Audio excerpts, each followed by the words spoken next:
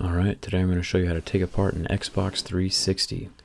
To pop off the faceplate, just kind of grip around the edges and just pry it up and away. There's a series of clasps underneath that are holding it down.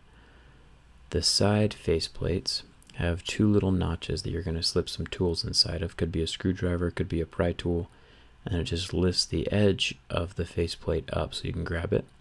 Once you have a little bit of it up, there's 6 clasps around the outside.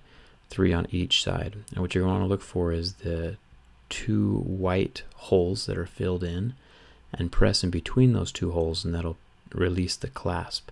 I'm using a pair of tweezers, but you can use a toothpick or a needle, and then you can see the little grooves that are popping up and away. On this side you can see it just a little bit better. Between the filled in holes, that's where the little clasp resides. Gotten those 3 up. Now this other 3 on this side. Pressing the clasp in, and then up pops the faceplate.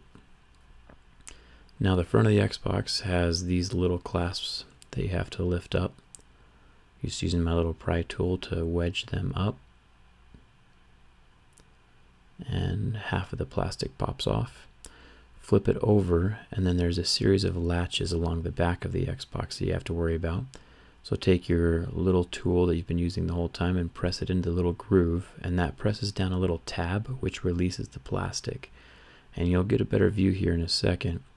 All you're pressing on is that little niblet on the end of the tab, but you can see how the whole entire tab works. As long as you're pressing it down, it'll release. And now the bottom of the Xbox will become loose, and you'll see 2 giant X's. How creative is that? There's 6 screws holding down the bottom, and they're super long. So if you take out a screw and it's not super long, put it back in, or else your Xbox will fall apart. Now here's the eject button. Just pulls up and away from the Xbox, and now we're pulling off the top plastic bit. It was being held down by those 6 long screws. Then the front faceplate of the drive comes up and off, and then the drive itself is held in by 2 cables. If you're replacing your drive, make sure you get the correct model number of it. I believe there's 5 different manufacturers, and if you buy the wrong drive, then it will not work with your Xbox.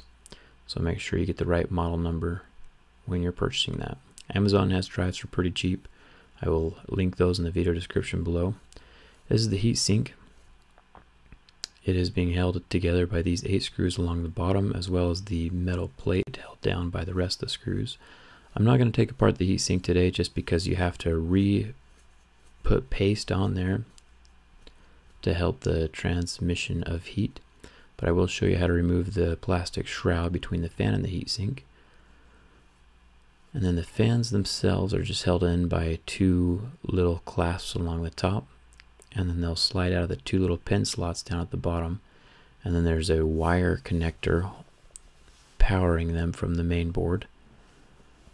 I'm going to wedge my tool down in on the little latch and then lift up the little plug with my other hand. There's some pretty cool modded fans on Amazon that I'm going to link in the video description below that you can check out. They just shine with blue lights. I believe there's any color, green, red, so check those out if you're interested. And that's it. If you have any questions, make sure to leave them in the comments below. Don't forget to like if this video helped you, and don't forget to subscribe. I put up videos fairly often, and I'd love to see you around. Thanks for watching.